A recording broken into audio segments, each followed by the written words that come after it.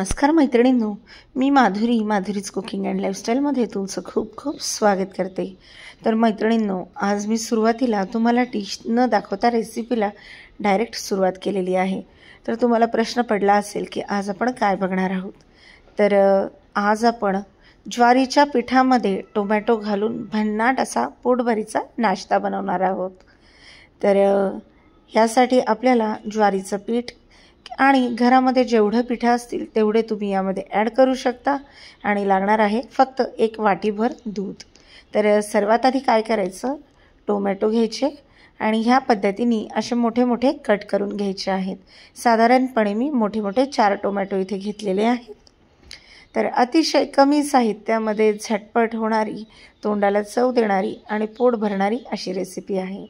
तर आता हे टोमॅटो एका पॅनमध्ये थोडंसं तेल घालून छान मऊ होईपर्यंत परतून घ्यायचे आहेत। तर गॅसची फ्लेम आपण मध्यम ठेवलेली आहे आणि आता टोमॅटो परतण्यासाठी ठेवलेले आहेत। ह्याच्यावर झाकण ठेवायचं म्हणजे टोमॅटो लवकर परतल्या जातात। आता एक पसरट भांडं घ्यायचं, त्यामध्ये ज्वारीचं पीठ घालून घ्यायचं। तुम्हाला जेवढं हवं आहे तेवढी क्वांटिटी तुम्ही घेऊ शकता, ह्याच्यासाठी परफेक्ट असं प्रमाण नाही। तर ज्वारीचं पीठ चाळून घ्यायचं आहे, ही महत्त्वाची टीप आहे। ह्यामुळे आपल्याला रेसिपी बनवताना काही प्रॉब्लेम येत नाही। तर आता घातलेलं आहे यामध्ये 1 स्कूप गव्हाचं पीठ। तर हे प्रमाण अंदाजेच आपण ॲड केलेलं आहे। त्यानंतर घातलेलं आहे तांदळाचं पीठ आणि सगळ्यात शेवटी आता आपण यामध्ये घालून घेतोय बेसन पीठ। तर ह्यामध्ये तुम्ही बाजरीचं पीठ देखील घालू शकता। आता हे सगळे पिठं व्यवस्थित मिक्स करून घ्यायचे आहेत। तर आता तुम्हाला देखील प्रश्न पडला असेल की मी काय बनवणार आहे ते, पण पुढच्या 2 ते 3 मिनिटांमध्ये तुम्हाला नक्कीच समजेल।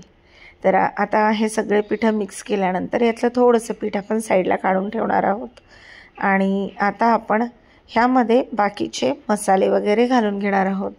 तर ही जी रेसिपी आहे खायला मस्त खमंग अगदी चटपटीत लागते। तर आता ह्यामध्ये मी घालून घेते थोडेसे भाजलेले तीळ, तुम्ही कच्चे तीळ देखील वापरू शकता। आता तीळ घालून घेतल्याच्या नंतर आपण यामध्ये घालून घेतोय थोडासा ओवा, जो हातावर क्रश करून घालायचा आहे। ओवा क्रश करून घातला की त्याची चव अजून छान लागते। आता आपल्या मसाल्याच्या डब्यामधले सगळे जिन्नस घालून घेणार आहोत। ते म्हणजे 1 चमचा धण्याची पावडर, त्यानंतर लाल मिरची पावडर। तिखटाचं प्रमाण तुम्ही तुमच्या आवडीप्रमाणे कमी जास्त करू शकता। इथे मी 1.5 चमचा लाल मिरची पावडर घालून घेतलेला आहे। त्यानंतर घालून घ्यायचं आहे हळद, त्यानंतर घालायचं आहे थोडंसं जिऱ्याची पावडर देखील घालू शकता। आता आपण घालून घेणार आहोत ओवा आणि जिरं भाजून केलेली पावडर। तर मी मोस्टली घरामध्ये ओवा आणि जिरं भाजते आणि मग त्याची पूड करून ठेवते। तर कुठल्याही पदार्थाला भजी, शेव किंवा तिखट पुरी करताना तुम्ही ते वापरू शकता। चवीपुरतं मीठ घालून घेतलेलं आहे। तर हे सगळे मसाले ऑलमोस्ट यामध्ये घालून घेतले। थोडीशी बारीक चिरलेली कोथिंबीर देखील यामध्ये घालू शकता, कसुरी मेथी देखील घालू शकता। तर मी यामध्ये थोडीशी कसुरी मेथी देखील ॲड करते आहे, ज्यामुळे काय होतं, आपला हा जो पदार्थ आहे तो खूप छान चवदार होणार आहे। थोडासा हिंग घालायचा आहे। हिंगामुळे एकतर पचायला देखील पदार्थ हलका होतो, पोटासाठी देखील हिंग खूप चांगला आहे आणि हिंगामुळे चव देखील वाढते। कसुरी मेथी थोडीशी क्रश करून यामध्ये ॲड करायची आहे। आता ऑलमोस्ट सगळे जिन्नस आपण घालून घेतले। टोमॅटो देखील अगदी मस्त परतला गेला आहे। गॅसची फ्लेम बंद करायची आणि आता काय करायचं, हे टोमॅटो मिक्सरच्या जारमध्ये घ्यायचं आणि याची प्युरी करून घ्यायची आहे। तर ह्या पद्धतीने मी याची प्युरी करून घेतली आहे। साल काढण्याची देखील अजिबात गरज नाही आहे। आणि आता ह्या ज्वारीच्या पिठामध्ये ही प्युरी आपण घालून घेणार आहोत।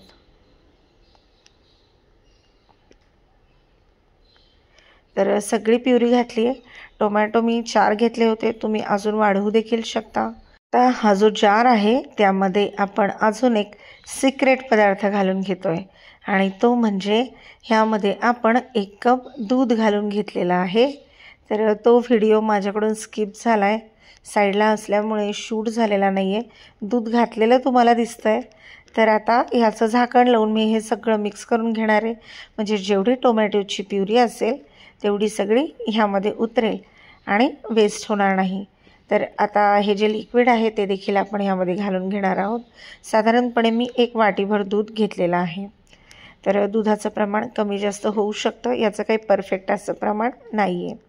आणि आता हे सगळं साहित्य व्यवस्थित मिक्स करून ह्याचा एक घट्टसर गोळा मळून घ्यायचा आहे। आता आपण हा जो काही पदार्थ बनवत आहोत, हा पदार्थ 2 ते 3 दिवस छान आरामात टिकतो, अजिबात खराब होत नाही। त्यानंतर तुम्ही जर कुठे गावाला वगैरे जाणार असाल तर तुम्ही सोबत देखील हा पदार्थ बनवून घेऊ शकता।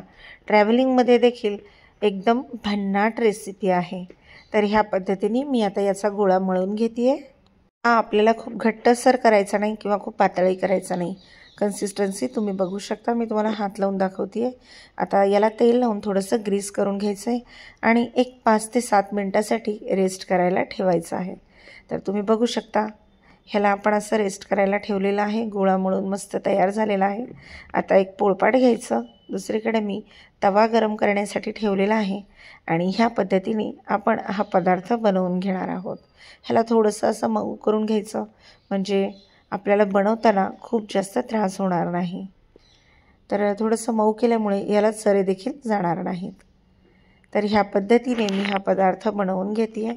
दुसरी गोष्ट म्हणजे हा फ्राईड नसल्यामुळे तुम्ही अगदी डाएट वगैरे जरी करत असाल तरी देखील तुम्ही ह्याचा आपल्या आहारामध्ये समावेश नक्की करू शकता।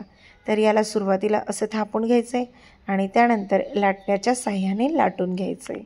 तर मैत्रिणींनो, हा नाश्त्याचा पदार्थ फक्त 15 मिनिटांमध्ये बनवून तयार होतो आणि मी तुम्हाला खात्री देते अगदी लहानांपासून मोठ्यांपर्यंत सगळ्यांना हा पदार्थ नक्कीच आवडेल। तर याला जेवढं शक्य होईल तेवढं पातळ असं लाटून घ्यायचं आहे आणि त्यानंतर मध्यम आचेवर याला गॅसवर जसं आपण पोळी भाजतो किंवा पराठे भाजतो तसं भाजून घ्यायचं आहे। तर आता बघा तुम्ही याचा थिकनेस पाहू शकता, खूप मस्त पातळसर असं आपण हे बनवून घेतलेलं आहे। तवा छान गरम झाला आहे। आता मी याला तव्यावर घालून घेतलं आहे। दोन्ही साईडनी तेल, तूप किंवा बटर लावून याला भाजून घ्यायचं आहे आणि आपला पोटभरीचा नाश्त्याचा पदार्थ तयार झालेला आहे। तर मैत्रिणींनो, अगदी ज्वारीच्या पिठामध्ये टोमॅटो आणि फक्त वाटीभर दूध घालून भन्नाट असा नाश्ता आपण बनवला आहे। तर छान खरपूस होईपर्यंत याला आता आपण भाजून घेणार आहोत। तर ही जी रेसिपी आहे हे तुम्ही सकाळच्या नाश्त्यासाठी, दुपारच्या जेवणासाठी किंवा अगदी रात्रीच्या छोट्या भुकेसाठी देखील बनवू शकता। तर तेल लावून खरपूस होईस्तोवर याला मस्तपैकी भाजून घेतले। तुम्ही शेंगदाण्याची चटणी, खोबऱ्याची चटणी, हिरवी चटणी किंवा अगदी टोमॅटो, केचप, दही कशासोबतही खाऊ शकता। तर बघा कलर देखील खूप सुंदर आला आहे। दिसायला जेवढा अप्रतिम आहे, खायला त्याच्यापेक्षा भन्नाट हा पदार्थ लागतो। तर याला मस्त दोन्ही साईडनी खरपूस होईपर्यंत मी भाजून घेतलेला आहे। आता याला आपण प्लेटमध्ये सर्व केलं आहे, तुम्ही बघू शकता। मस्तपैकी शेंगादाण्याची चटणी, हिरव्या मिरचीचा ठेचा आणि दही, वाह क्या बात है। तर मैत्रिणींनो, तुम्ही देखील याच्यावर ताव मारा, रेसिपी नक्की ट्राय करा। कशी वाटली ते मला कमेंट करून सांगायला विसरू नका। असेच नवनवीन व्हिडिओ बघण्यासाठी चॅनलला सबस्क्राईब करा।